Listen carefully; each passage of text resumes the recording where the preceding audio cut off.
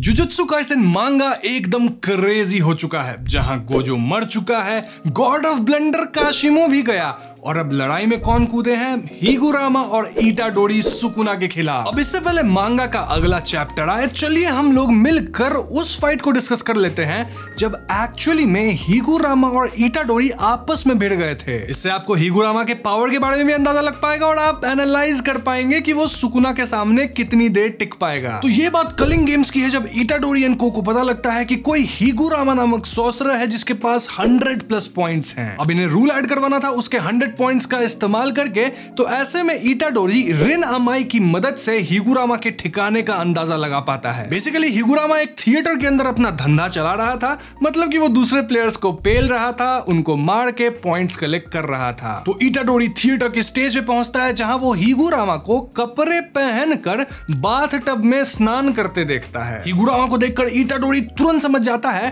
कि हिगुरामा कोई पुराने जमाने का रीइंकार्नेटेड सॉर्सरर नहीं है, बल्कि ये नए जमाने का खिलाड़ी है जिसके अंदर की कर्स टेक्निक जाग गई है। हिगुरामा यूजी से पूछता है कि क्या तुम कभी कपड़े पहनकर नहाए हो?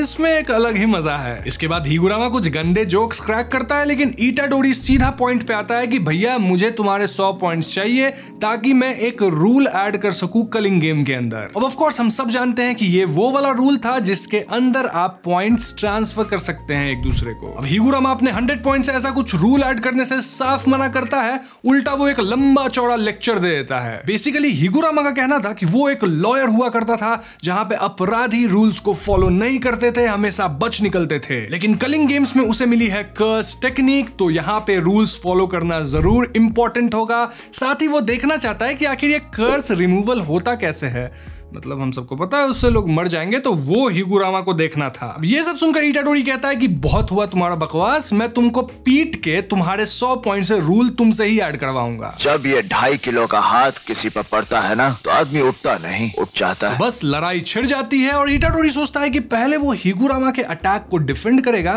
क्योंकि ऑफ कोर्स हिगुरामा स्ट्रांग है, तभी तो 20+ सॉर्सरर्स को मार के 100 पॉइंट्स कलेक्ट किए हुए हैं। लेकिन भैया हिगुरामा सीधा अपना डोमेन खोल देता है, which was deadly sentencing। इस डोमेन एक्सपेंशन के कारण आसपास का एरिया जो था वो कोर्ट रूम जैसा बन जाता है। यहाँ इटाडोरी हिगुरामा को किक करने की कोशिश करता है, लेकिन उसका किक अपने आप ही हवा में रुक जाता है। इनफैक्ट इटाडोरी सडनली अपने कटघरे में पहुंच जाता है एंड देन हिगुरामा बताता है कि उसका जो ये डोमेन है वो नॉन लीथल डोमेन है जहां पे वायलेंस अलाउड ही नहीं है। अब हिगुरामा का डोमेन कैसे वर्क करता है ये मैंने अपनी डोमेन वाली वीडियो में एक्सप्लेन कर रखा है, आप लोग उसे चेकआउट कर सकते हैं। लेकिन हाँ, अभी अगर आपको मैं शॉर्ट में बता दूं तो हिगुरामा का जो डोमेन है वो ठीक कोर्ट रूम जैसा है, जहां पे एक जज है, जजमैन कहेंगे उसे, और वो एक शिकिगामी है जिसे ओपोनेंट की सारी लाइफ इंफॉर्मेशन मिल जाती है। अब जजमैन यानी कि वो जो शिकिगामी है वो ये इंफॉर्मेशन हिगुरामा के साथ शेयर नहीं करता, बल्कि वो इसी इंफॉर्मेशन का इस्तेमाल करके वो ओपोनेंट पे किसी तरह का इल्जाम लगाता है। ऑब्वियसली यहाँ एक ट्रायल होगा जहां ओपोनेंट को खुद को डिफेंड करना होगा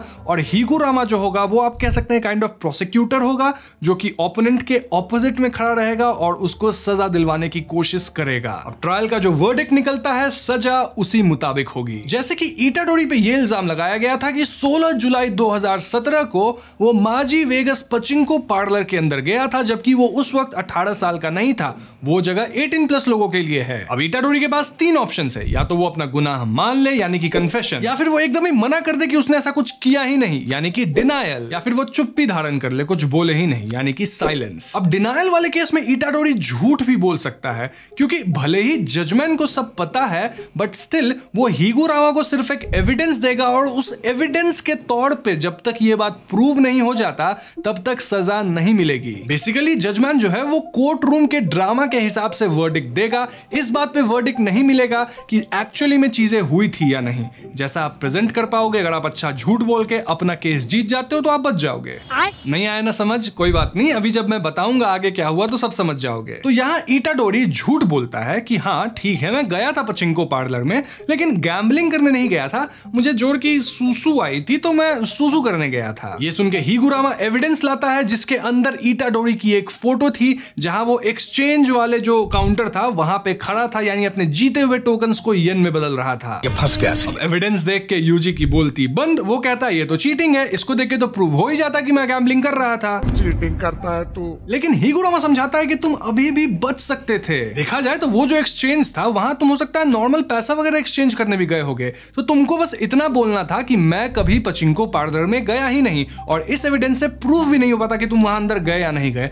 एक्सचेंज पे तो भाई कोई भी खड़ा हो सकता है, लेकिन अपने इटाडोरी का साबुन स्लो है ना, समझ नहीं पाया वो। तो ऐसे में जजमैन बोलता है गिल्टी और सजा मिलती है कॉन्फिस्केशन। इससे इटाडोरी की कर्स्ड एनर्जी कुछ देर के लिए उसके कंट्रोल से बाहर हो जाती है, यानी कि इटाडोरी अपने कर्स्ड एनर्जी का इस्तेमाल कर ही नहीं सकता। फिर डोमेन बंद होता है और हिगुरामा एक गैवल यानी वो हैमर जैसा होता है ना कोर्ट रूम के अंदर ऑर्डर वाला, हाँ, उसकी मदद से इटाडोरी पे हमला कर देता है। हिगुरामा यहाँ गैवल का साइज बड़ा छोटा करके इटाडोरी को खूब पेलता है। लेकिन भैया इटाडोरी ये सारा हमला झेल जा रहा था। हिगुरामा कहता है कि यूजुअली मैं जिसको भी इस गैवल से मारा हूं वो एक शॉट में डन हो जाता है, लेकिन तुम्हें तो कुछ हो नहीं रहा वैसा खास। अरे हिगुरामा को थोड़ी पता कि इटाडोरी भैया गिफ्टेड है, उसका शरीर ही तो उसका पावर है, बहुत स्ट्रॉन्ग है, कुछ नहीं होगा तुम्हारे अटैक से उसको। इनफैक्ट इटाडोरी तो अपने फिजिकल एबिलिटीज की मदद से मस्त लड़ रहा था, और ऐसे में हिगुरामा एक स्टाफ समन करता है और पूरा ताकत लगा के इटाडोरी को मारने की कोशिश करता है। लेकिन इटाडोरी इससे ही बच निकलता है। भैया उसका यूएसपी ही स्ट्रेंथ है,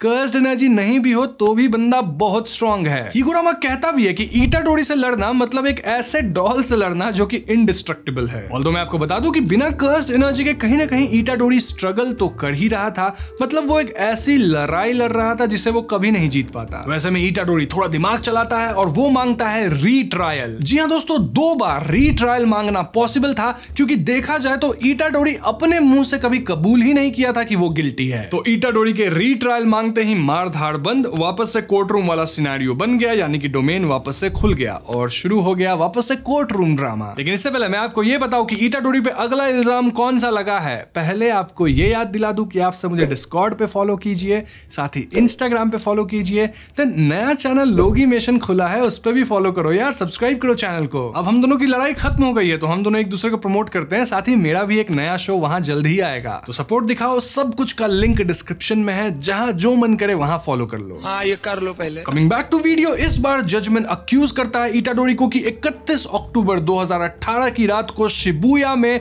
इटाडोरी ने मास मर्डर किया था। 31 अक्टूबर या 31 दिसंबर, इन्हीं दो में से कोई डेट है, मैनेज कर लेना, पता नहीं, तुम्हें पता है तो कमेंट्स में बताना। अब ये इल्जाम सुन के इटाडोरी कोई डिफेंड नहीं करता, सीधा कहता है हाँ मैंने मारा था। ये सुनते जजमेंट वर्डिक्ट देता है कि कन्फिस्केशन विथ डेथ पेनल्टी। अब इसमें अगेन इटाडोरी की कर्स्ड एनर्जी तो गई, साथ ही हिगुरामा के हाथ में एक एग्जीक्यूशनर स्वॉर्ड आ जाता है, और इस स्वॉर्ड के एक कट से ही सामने वाला मारा जाएगा। यानी इटाडोरी पे अगर ये हमला हुआ और उसे लग गया तो वो खत्म। तो हिगुरामा इटाडोरी को मारने आगे बढ़ता है अपने एग्जीक्यूशनर स्वॉर्ड की मदद से, लेकिन इटाडोरी मल्टीपल डिस्ट्रैक्शंस क्रिएट करता है एंड फिजिकली वो कहीं ना कहीं हिगुरामा को थोड़ा बहुत ओवरपावर कर रहा था। एक मोमेंट आता है जहां हिगुरामा अपने एग्जीक्यूशनर स्वॉर्ड के साथ आगे बढ़ता है और इटाडोरी अपने मुक्के के साथ। इटाडोरी अपना मुक्का हिगुरामा को जड़ देता है, लेकिन फॉर सम रीजन उसी मोमेंट पे हिगुरामा अपना जो कर्स टेक्निक था उसको ही डिसेबल कर देता है, यानी ये सब डोमेन वाला खेल बंद कर देता है। परिणाम अनुसार हिगुरामा जोर का मुक्का खाता है इटाडोरी का, लेकिन इटाडोरी को तलवार का कट नहीं लगता है। अब हिगुरामा बंद क्यों किया अपना टेक्निक? वेल यहां में बताया जाता है कि हिगुरामा को जो एविडेंस जजमैन दिया था उस पर्टिकुलर इंसिडेंट का, तो उसके मुताबिक सुकुना इटाडोरी पे ओवरपावर करके शिबुया में मास मर्डर किया था। तो पीनल कोड आर्टिकल 39 सेक्शन 1 के तहत अगर कोई इंसान कुछ गलत करता है लेकिन वो अपने कंट्रोल में ही नहीं था, कोई और उससे करवा रहा था, तो इसमें उस इंसान की गलती नहीं है, यानी कि इटाडोरी क्रिमिनल नहीं माना जाएगा, वो इनोसेंट है। और जैसे ही हिगुरामा को यह बात पता चलती है वो अपना टेक्निक डीएक्टिवेट कर लिया था, वरना तलवार लग सकता था इटाडोरी को, और इटाडोरी जो कि अपना मेन कैरेक्टर है वो यहीं पे मारा जाता। अब आप बोलोगे अगर ऐसा है सुकुना ये सब किया था तो इटाडोरी खुद को गिल्टी एक्सेप्ट ही क्यों किया था? वेल इटाडोरी के अंदर थोड़ी सी एक भावना थी कि मैं सुकुना को कंट्रोल नहीं कर पाया तो इसमें मेरी गलती है, मेरी वजह से लोग मारे गए। थोड़ा सेल्फलेस टाइप का बंदा है, आपको पता ही होगा, मेन कैरेक्टर है, तो उसको ये फीलिंग थी, इसलिए वो तुरंत ही अपने आप को गिल्टी मान लिया था, अभी सुकुना मेरे ऊपर कंट्रोल पाया। तो हाँ, अब हिगुरामा का कहना था कि ऐसे ही वीक लोग की मैं मदद करना चाहता हूं, मैं नहीं चाहता कि वो लोग इस खूनी खेल में फंसे रहे, तो ये लो मेरा 100 पॉइंट, मतलब लो नहीं, मैं अपने 100 पॉइंट से ये रूल ऐड कर देता हूं कि पॉइंट्स ट्रांसफर किए जा सकते हैं, यानी कि अब इस गेम में सर्वाइव करने के लिए आपको 19 दिन के अंदर किसी को मारना जरूरी नहीं है, पॉइंट्स ट्रांसफर करो और बच जाओ। तो ये रूल हो जाता है अप्रूव, जिसके बाद हिगुरामा 1 पॉइंट अपना इटाडोरी को देता है ताकि कि इटाडोरी को भी 19 दिन तक किसी को मारना ना पड़े। फिर हिगुरामा यहाँ से जाने लगता है, लेकिन इटाडोरी कहता है रुको जरा, मुझसे दोस्ती करोगे? कह दो कि तुम मुझसे दोस्ती करोगे। बेसिकली इटाडोरी देख लिया था कि हिगुरामा कितना स्ट्रॉन्ग है और वो समझ गया था कि आगे हम इसकी मदद ले सकते हैं किसी और लड़ाई में जहां हमें ओपोनेंट से, विलेन वगैरह से लड़ना पड़ेगा। लेकिन हिगुरामा मना करते हुए कहता है कि उसके पास अभी सिर्फ 2 पॉइंट्स हैं जो कि वो जज को और एग्जीक्यूशनर को मार के पाया था, जो कि ह्यूमंस थे ऑब्वियसली, तभी एक पॉइंट मिले दोनों के, जो कि उसके हिसाब से गलत चीज था। तो हाँ, जब ये बैरियर खुल जाएगा तो हिगुरामा अपने आप को टर्न इन कर देगा और तब तक वो पश्चाताप करना चाहता है अकेले। तो अपने कर्मों की सजा को वो भुगतना चाहता है और इसीलिए वो अकेले रहना चाहता है और ये कह के हिगुरामा निकल लेता है। यहीं पे इनकी लड़ाई खत्म। ऑल्दो हम सब जानते हैं कि अभी सुकुना से लड़ने के लिए हिगुरामा भी कूद चुका है, साथ में इटाडोरी भी उसके साथ कूदा है। अब तो आपको पता भी चल गया है कि हिगुरामा का टेक्निक क्या है, वो कैसे लड़ता है। तो क्या लगता है आपको, क्या वो सुकुना को हरा सकता है?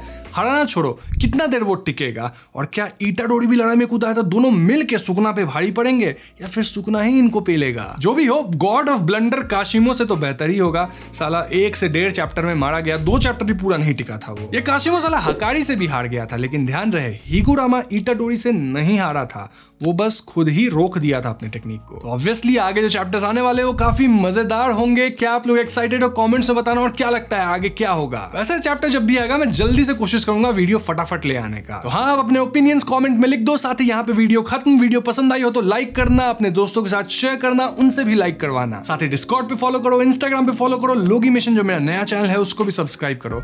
ये सब कहना पड़ता है वीडियो में, वरना आप लोग करते नहीं बिना कहे। और हाँ, जेजेके पे आगे आने वाली फ्यूचर वीडियोस को मिस करना नहीं चाहते तो इस चैनल को सब्सक्राइब करके बेल आइकन को भी जरूर दबा देना। I will see you guys in the next one. Peace out.